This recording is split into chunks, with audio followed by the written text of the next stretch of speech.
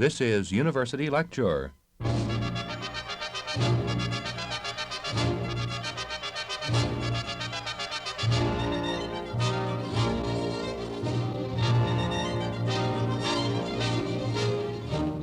Welcome to another in a series of lectures given on the campus of Iowa State University in Ames. Today, M. Scott Momaday, a Kiowa Indian and Pulitzer Prize-winning author, speaks on American Indians in conflict, tribalism, and modern society. This is the 8th in a series of 9 special programs recorded at Iowa State University's National Affairs Institute devoted to the American Indian. Mr. Momaday. I gave a lecture several days ago in California at San Jose State, and someone there was good enough to hand me a clipping from which I would like to read as a kind of introduction. Unfortunately, the writer, this comes from an article that appeared in the Saturday Review, I believe, and the author's name does not appear in this part of the clipping that was handed to me. But the writer recalls an anecdote from the writings of Benjamin Franklin, in which Franklin told of tendering an offer to leaders of an eastern tribe to provide education for their young people. And he received this reply: "You who are wise must know that different nations have different conceptions of things, and will therefore not take it amiss if our ideas of this kind of education happen not to be the same as yours. We have had some experience with it. Several of our young people were formerly brought up at the colleges of the northern provinces. But when they came back to us, they were bad runners, ignorant of every means of living in the woods, totally good for nothing. We are, however, obliged by your kind offer, and to show our grateful sense of it, if the gentlemen of Virginia will send up a dozen of their sons, we will take great care of their education, instruct them in all we know, and make men of them."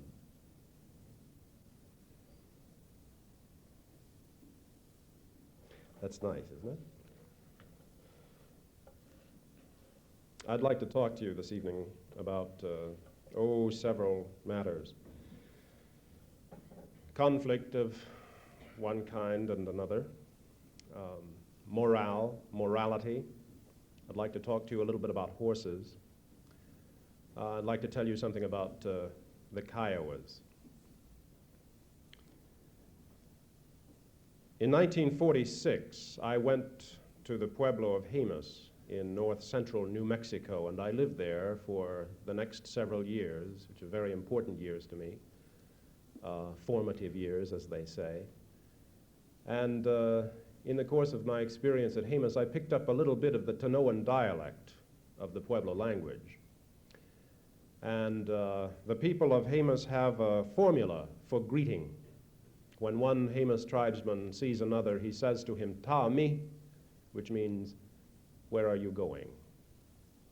I'd like you to keep that question, that conventional formula, in the back of your mind, and I will have occasion to refer to it again a little later.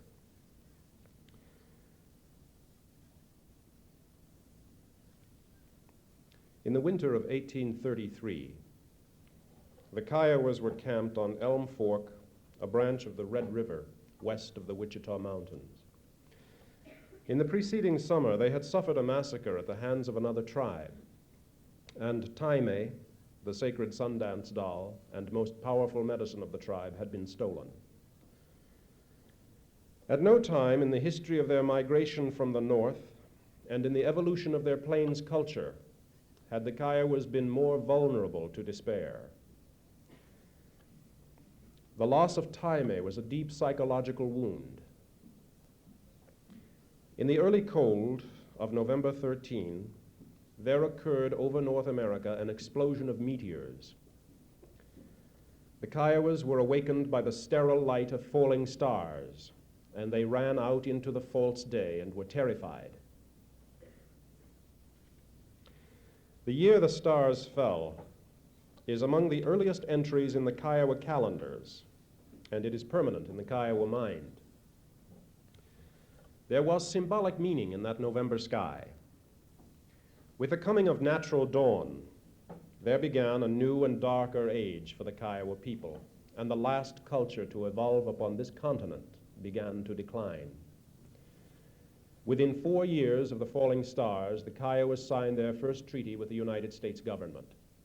Within 20 years, 4 major epidemics of smallpox and Asiatic cholera destroyed more than half their number, and within scarcely more than a generation, their horses and weapons were confiscated, and the herds of buffalo were slaughtered and left to waste upon the plain. It is expedient to begin with a particular people and a symbolic event. In a certain sense, it is also necessary. One is obliged, I think, by the nature of the subject to focus upon particulars and their symbols. The unique position of the Indian in this society is anomalously fixed and mutable, here and now, fact and fiction. The Indian has been, for a long time, generalized in the imagination of the white man. Denied the acknowledgement of individuality and change, the Indian has been made to become in theory what he could not be in fact, a synthesis of himself. Now, this is what I mean. The Navajo, for example, is an American Indian, but the American Indian is not conversely a Navajo. He is rather, to the public mind, that lonely specter who stood for 200 years in the way of civilization, who was removed time and again by force, and who was given in defeat that compensation which we call savage nobility, after the example of Rousseau. The persistent attempt to generalize the Indian has resulted in a delusion and a nomenclature of half-truths. The so-called Indian problem, of which you have all heard, is impossible to define. Moreover, it is misleading and dangerous, for it holds up the attractive suggestion that there is one problem and by implication, therefore, one solution. That suggestion is naive and fallacious, of course, and yet it has been the basis of a historical diplomacy. Federal management of Indian affairs has always been expressed in general and uniform policy.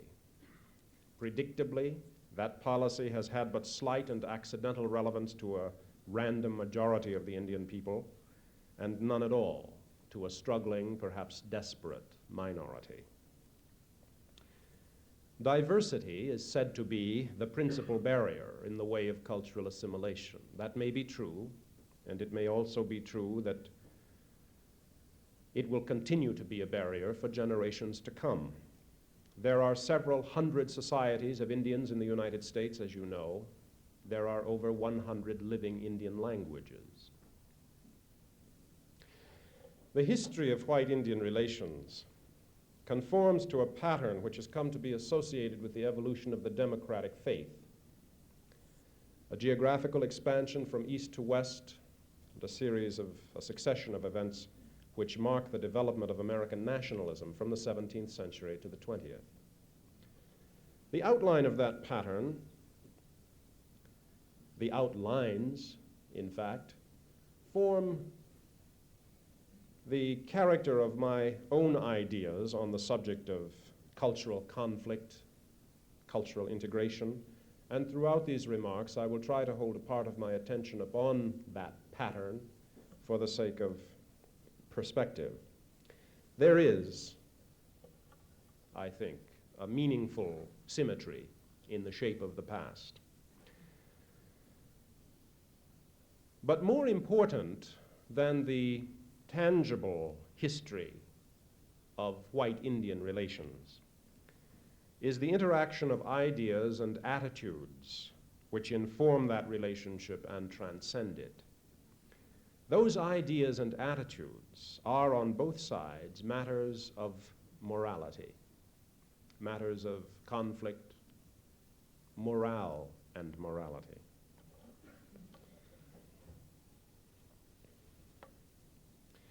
The relationship between the white man and the red was doomed, in a sense, from the outset by a conflict of attitudes and a disposition of intolerance. The initial experience of that relationship was agitated by the cross purposes of European colonial design, imperial design. The immediate problems which arose out of colonial establishment are, with respect to the Indian, the common denominators of subsequent history.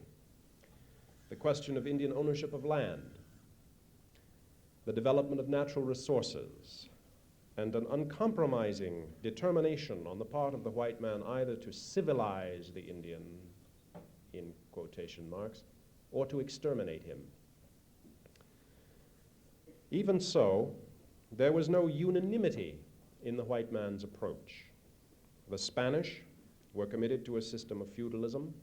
The French were concerned to exploit the economics of the fur trade. The English were bound to an agrarian tradition. From the Indian point of view, history has resolved this plurality of interests with sad significance. It was the English who prevailed in the New World by and large, and it was they whose temperament could concede no use to the Indian. The motives of Spanish and French settlement were sufficiently international in kind to encourage and realize, to a certain extent, cooperation. The Indian could be useful to both nations in America and at the same time. He was well suited to serfdom, and he knew no peer as a hunter. In the New World colonies of France and Spain, therefore, there was no alternative to joint occupation of the land. The Indian was invited to participate in the colonial enterprise.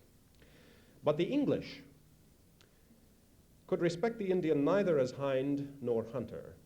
He was worse than useless. He was an impediment.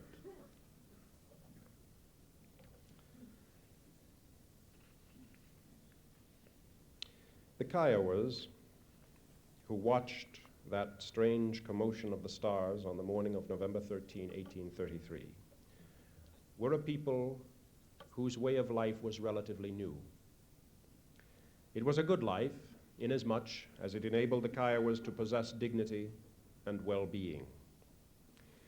In order to understand what happened to the Kiowas when their way of life was destroyed, it is necessary to raise an old religion from the dead. There are two legends in the unwritten literature of the Kiowa people which I should like to recount. They are brief, and they will give emphasis to certain points I wish later to make. The first of these is the story of the man who found Taime. It goes as follows. Long ago, there were bad times. The Kiowas were hungry, and there was no food. There was a man who heard his children cry from hunger, and he began to search for food. He walked 4 days and became very weak. On the 4th day, he came to a great canyon.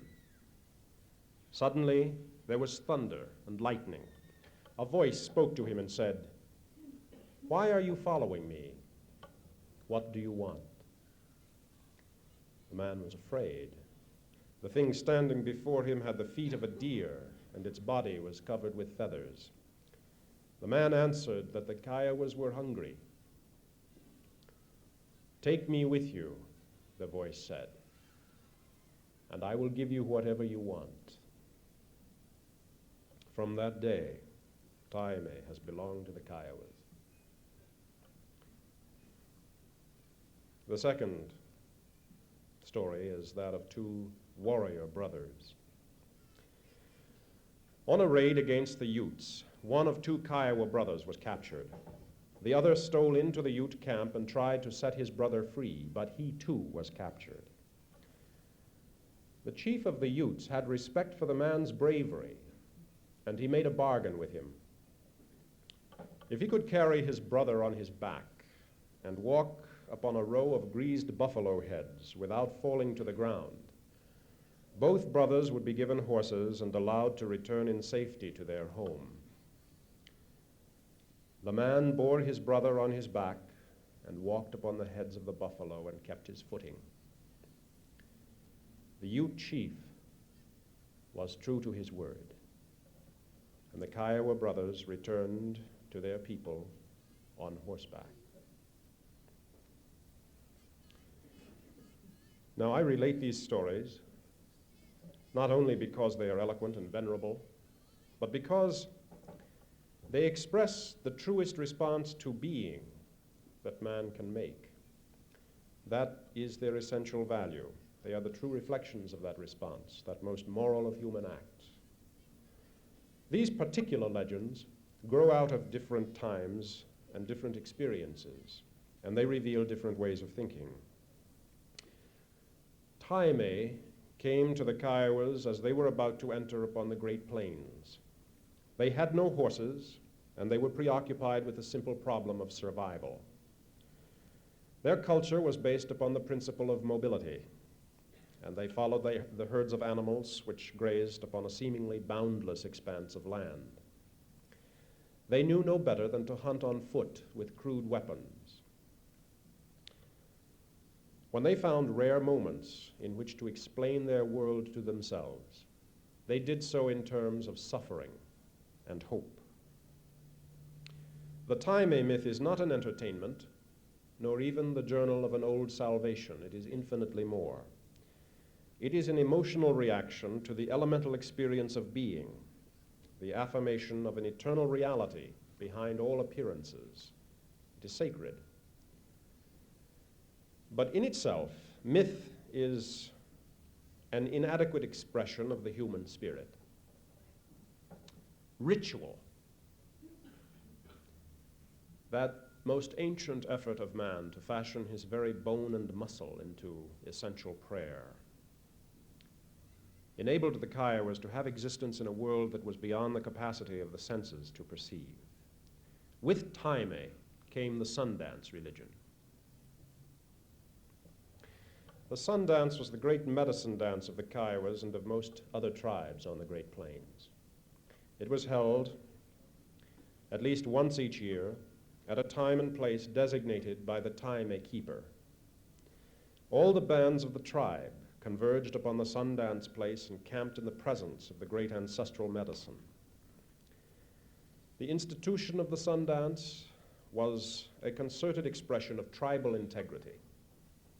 As a social event, it was the time for the exchange of gossip and of wares, an opportunity to show off prized possessions, a festive occasion upon which to take stock of blood resources and prospects. But the Sundance was preeminently an act of faith. It restored power to the people. It invested them with purpose, thus dignity and strength. It enabled them for a moment to partake of divinity, to send their voices, however frail, against the silence at the edge of the world. During the dance, Taime was exposed to view. It was suspended from a branch of the sacred tree in the Sundance Lodge. The rest of the time it was, and is now, as a matter of fact, kept in a parfleche, which is wrapped in a blanket and bound with strips of ticking. The Sundance proper lasted 4 days and 4 nights. A buffalo bull was killed, its hide draped on the limbs of the sacred tree and its head impaled at the top. The buffalo was from the beginning the thread of life. It was food and shelter, God and beast. The head of a buffalo bull uppermost on the Taime tree, its terrified dead eyes fixed on the skyline to the east, was the symbol of life itself, and nothing could have been more perfectly symbolic. The Kiowas could have conceived of no greater sacrifice. The principal dancers fasted the 4 days through and danced to the edge of exhaustion. Paintings of the sun and moon were made on their bodies, and later the flesh was cut away so that the images were permanent. Far more intimately than we can easily imagine, the Kiowas bound themselves to their religion. Their commitment to faith and morality was total and deliberate. though the Sundance became the supreme religious institution of a young and short-lived culture, it was unspeakably old in itself, as old as the need of man to know his gods. The Sundance died away because it was forbidden to exist by the white man, and because the white man destroyed the buffalo. The last Kiowa Sundance was held in 1887 on a tributary of the Washita River above Rainy Mountain Creek. The buffalo were gone.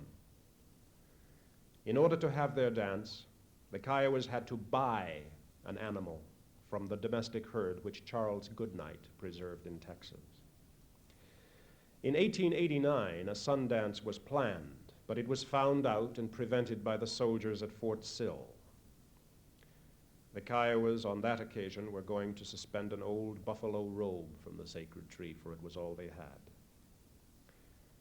Perhaps the most immoral act ever committed against the land was the senseless killing of the buffalo. The loss of the Sundance was the blow that killed the native Kiowa culture. The Kiowas might have endured every privation but that, the desecration of their faith.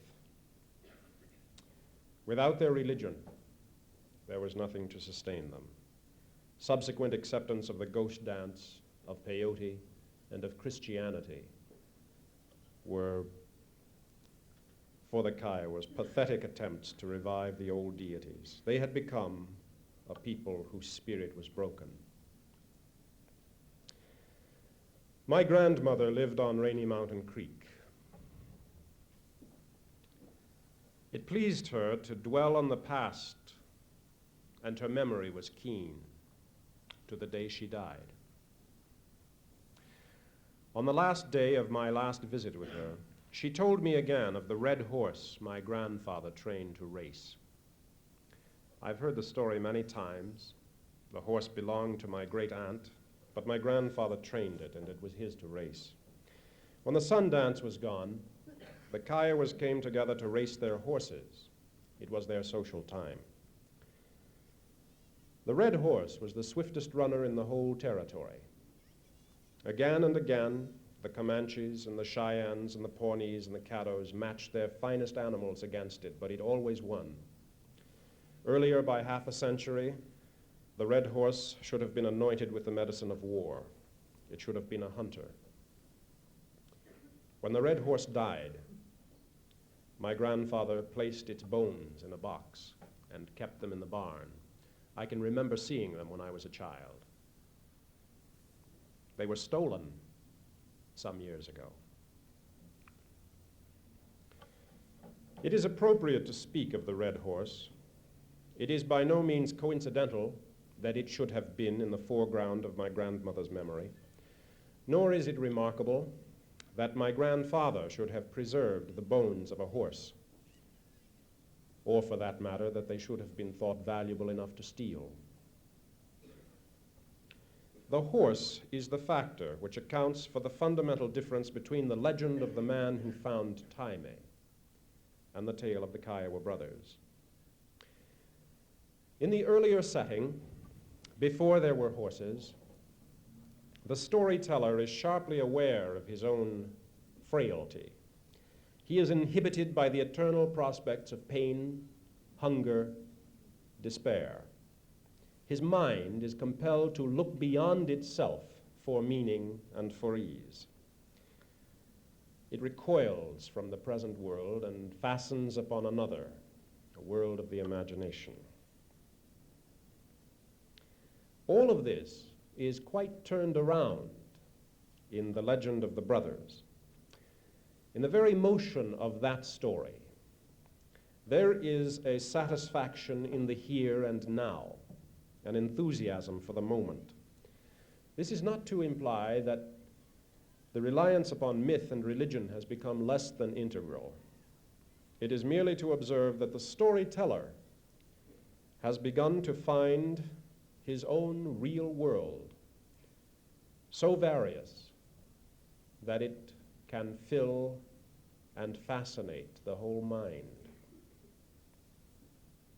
300 years ago, the Kiowa and the horse came simultaneously upon the Great Plains. Then for 100 years and more, the Kiowa and the horse were one, practically speaking. The horse exerted a crucial influence upon virtually every aspect of Kiowa culture. It brought about a revolution. From the pre-horse culture, the Kiowas brought only a nomadism and a mythology. The horse brought a new and material way of life. The Kiowa pulled up the roots which had always held him to the ground. He was given the means to prevail against his most ancient enemy, distance. For the first time, he could move beyond the limits of his human strength, of his vision even, of his former dreams. No longer was it necessary to stalk the herds, to construct traps, to carry the meat of the kill on foot. With a horse, the Kiowa could acquire enough food in one day to last him and his family many months. He could transport his possessions at will and with only a fraction of his former time and effort. But the greatest change of all was psychological. Seated upon a horse, elevated to a height from which the far world was made a possession of the eye, sensually conscious of an immense fund of living strength under him, nearly part of him, the Kiowa was greater than he was. When a Kiowa died, the throat of his hunting horse was cut over his grave. The horse bred in the Kiowa a certain defiance. It gave him a taste for danger, an inclination to belligerence. A predatory society is said to bear the seeds of its own destruction.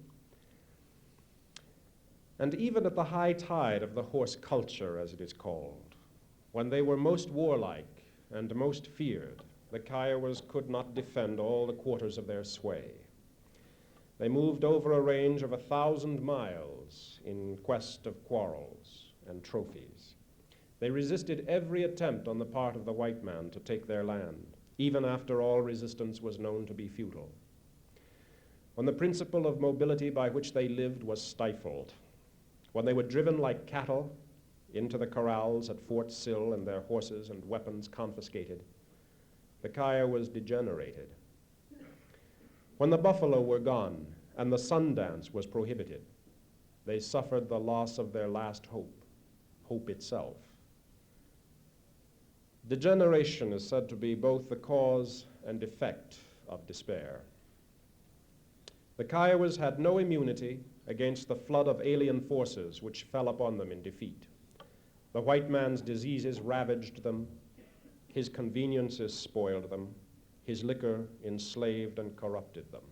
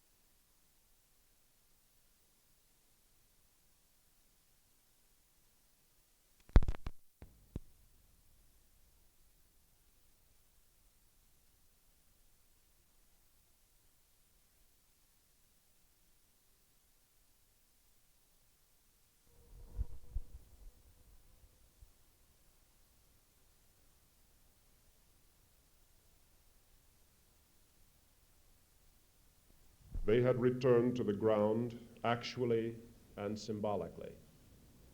The centaur was dead. The sense of defeat is not easily overcome.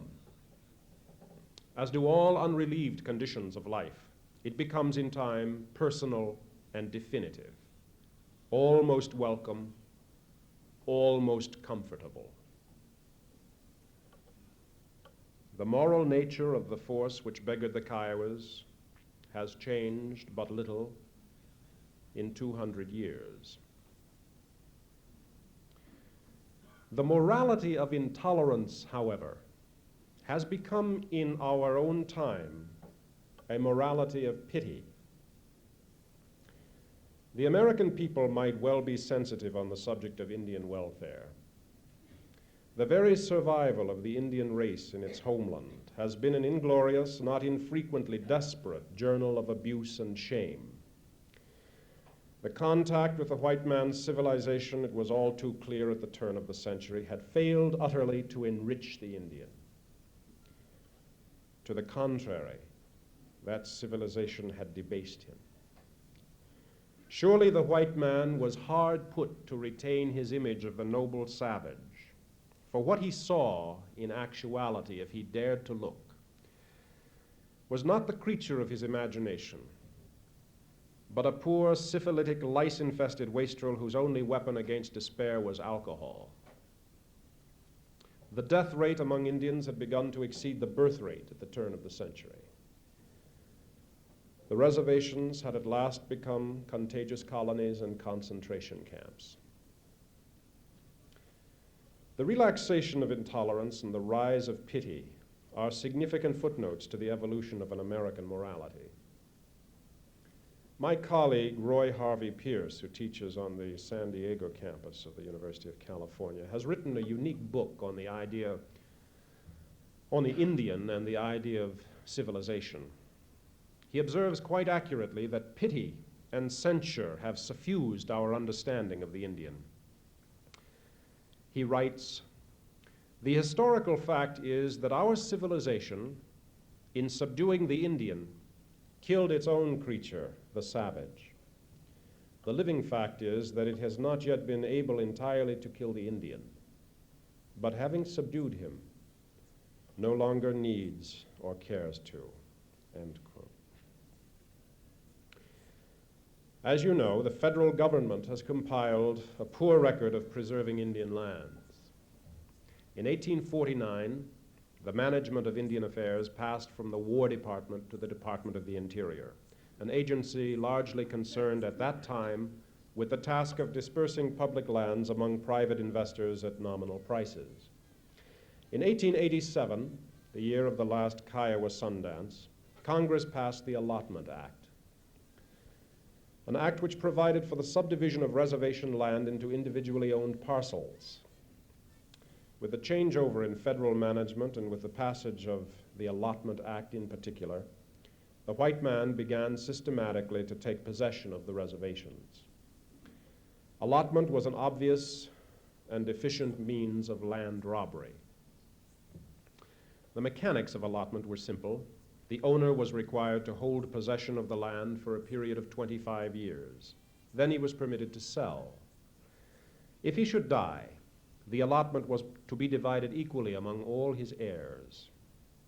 Quite arbitrarily, the government determined the uniform size of allotments on a given reservation and distributed them among the enrolled members of the tribe. Frequently, the total number of allotments comprised only a portion of the original reservation, and the surplus land, as it was called, was confiscated and open to white settlement. The clause which required that land pass to all heirs in common resulted in a ludicrous mathematical diminution of estates. Many allotments simply dissolved into worthless half acres in the midst of wastelands. In a 2-year period following the inception of the allotment system, Indian lands were reduced by 20 million acres. By 1933, the tribes had been dispossessed of nearly 100 million acres, and most of the remainder was under lease to whites. The logic by which the government justified the Allotment Act was disarmingly sound in theory. Tribal ownership of land was a deterrent to cultural assimilation. A sense of personal property, the pride of individual ownership, would lead directly to acculturation. But the theory failed. The allotments were too small to provide other than the barest agricultural sustenance. The Indians, many of them, did not know how to farm, and no one saw fit to teach them. The Indians could only sell their land. Only the whites could buy it.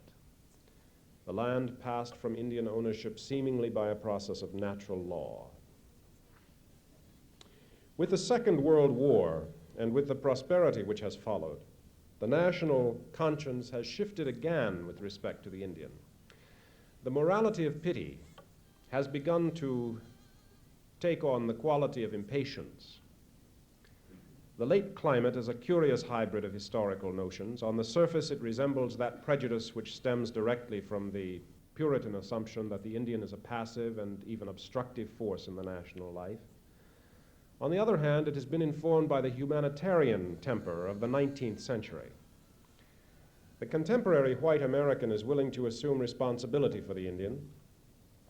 He's willing to take on the burdens of oppressed people everywhere. But he is decidedly unwilling to divest himself of the false assumptions which impede his intentions, good or otherwise.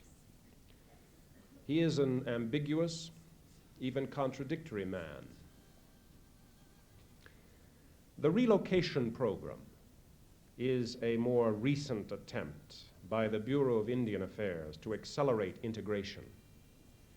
The program rewards individual Indians who agree to leave the reservation and take employment in the cities.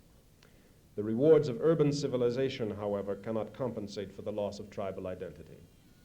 And more than 20% of the relocated Indians return disenchanted to the reservations. That figure may be closer to 50%. Like allotment, relocation is attractive in theory. If an Indian consents to be relocated, his transportation expenses are paid by the government. He is provided with employment and lodging. He has access to recreational and counseling facilities. He is entitled to the services of specially trained social workers. This, at any rate, is what the brochure says. The failure of relocation resides with the premise upon which it is based, that the Indian becomes a white man by virtue of living in the presence of white men. It is dangerous to assume that cultural assimilation can occur under ideal conditions over a period of many years. It is patently absurd to suppose that it might occur immediately in downtown Chicago or Los Angeles. The Indian in the city is victimized by the very things which define urban existence. God knows we are all victimized by the things which define urban existence. He can neither understood in many instances, he can neither understand nor be understood in many instances because his knowledge of English is inadequate. He cannot support himself or his family because he knows nothing of urban economics. In particular, he cannot clear his mind of the innumerable doubts and fears which an alien civilization imposes upon him because he is an Indian. None but an Indian knows so well what it is like to have incomplete existence in two worlds and security in neither. Moreover, relocation is flagrantly misrepresented to the Indian. The accommodations he is given are commonly substandard.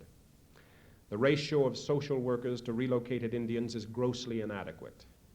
Indian alcoholism and delinquency are so prevalent as to be major problems in some metropolitan areas. But relocation, for all its immediate ills, is especially interesting in a moral context. There are many who defend relocation for moral reasons. They deplore the idea of putting the Indian away, as they say, on the reservation, of making him a second-class citizen, to use another cliche. However righteous this indignation, it is just possibly misdirected. It is imperative, I believe, to consider that perhaps the Indian in certain situations is, for the time being, better off in his own world than in another. His is the only world in which he has a fighting chance. Certainly, the Indian cannot remain indefinitely isolated. That is neither possible nor desirable. But before we consider such programs as relocation and termination in particular, we must realize that the Indian must not be uprooted from the world in which his traditions are based, for those traditions are important to him, and I think society in general is finding out that they are important to it as well. Tommy, where are you going? In 1946, the Pueblo of Jemez numbered about 1,000 inhabitants. In the past 20 years or more, the population has grown by nearly 30%. The mode of transportation has changed from the horse and wagon to the automobile. Electricity has replaced the old kerosene lamps and the flat irons and has introduced refrigeration. Only in the last 5 or 7 years has a sewage system been constructed in the village. In order to appreciate fully the significance of these changes, one must, I suspect, have seen the world upon which they were wrought.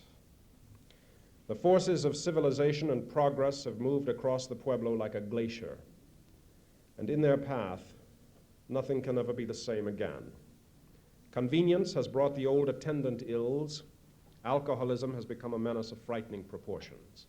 Juvenile delinquency, unknown to Jemez in 1946, is now a cancerous problem. A number of Jemez tribesmen have migrated to the cities under the auspices of relocation, and a number have returned to sit in gloom and lethargy. Jemez is, in a sense, a late chapter in the history of white Indian confrontation.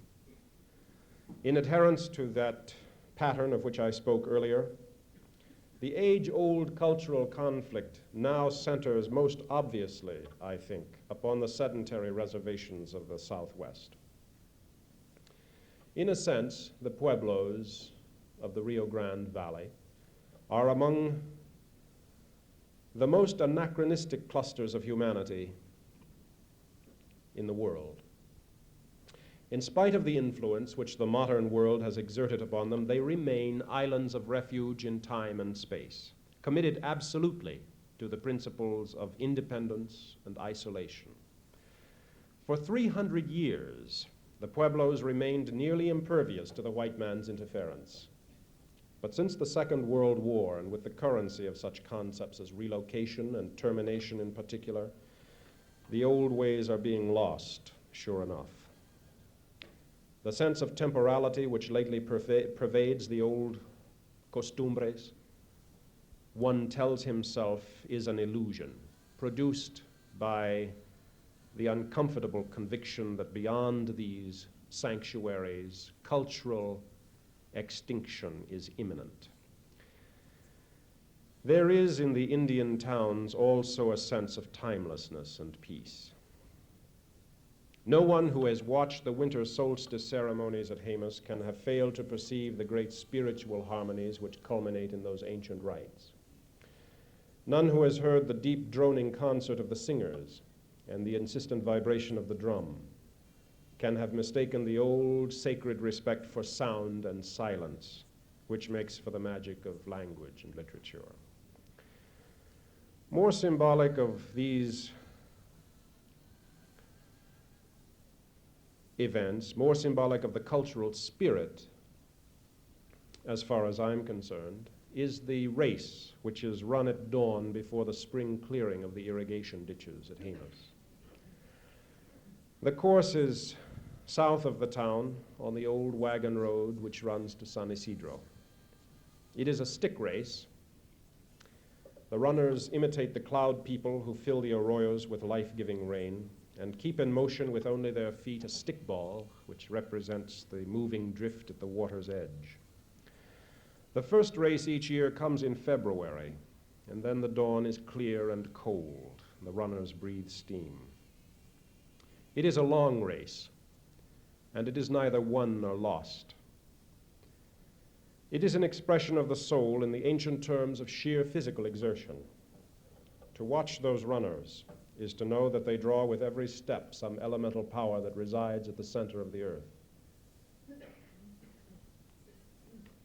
and which for all our civilized ways is lost upon us who have lost the art of going in the flow of things. In the motion of that race, in the tempo of that race, there is time to ponder morality and demoralization, the death of religion, and the falling stars. And there is time to puzzle over that curious and fortuitous question with which the people of Haemus greet each other: where are you going?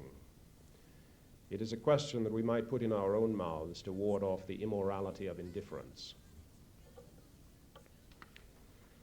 A contemporary American Indian is a man who will not bear indifference easily, not even his own. The old destinies have been fulfilled. He is waking, coming alive to a new and greater one.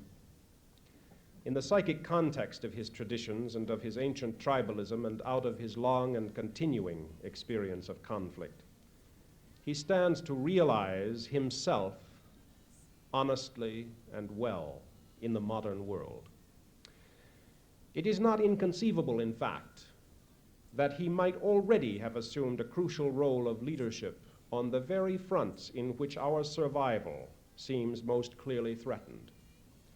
First, he has always had a deep ethical regard for the earth and sky, a reverence for the natural world which is antipodal to that strange tenet of Western civilization which requires that man must despoil his environment.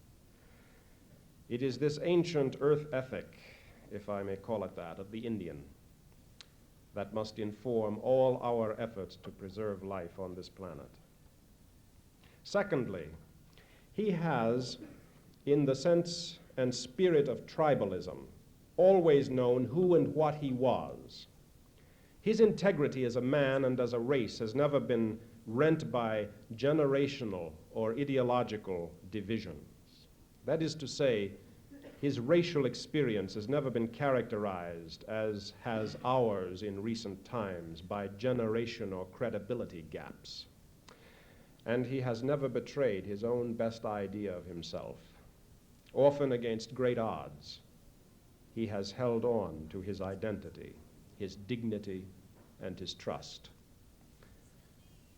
And finally, he has always had a great capacity for wonder, delight, and belief. We had better ask where he is going. It might behoove us to follow him.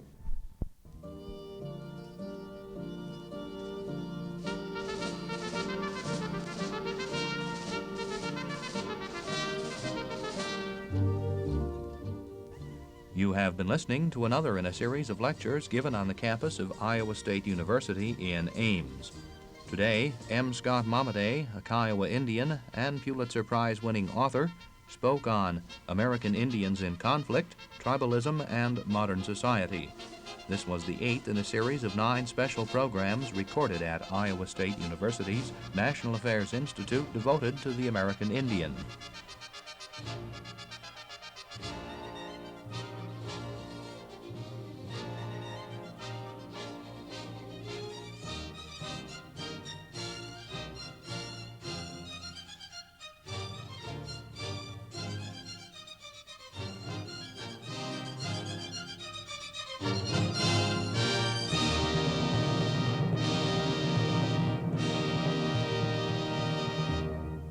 University Lecture is a presentation of Iowa State University Radio.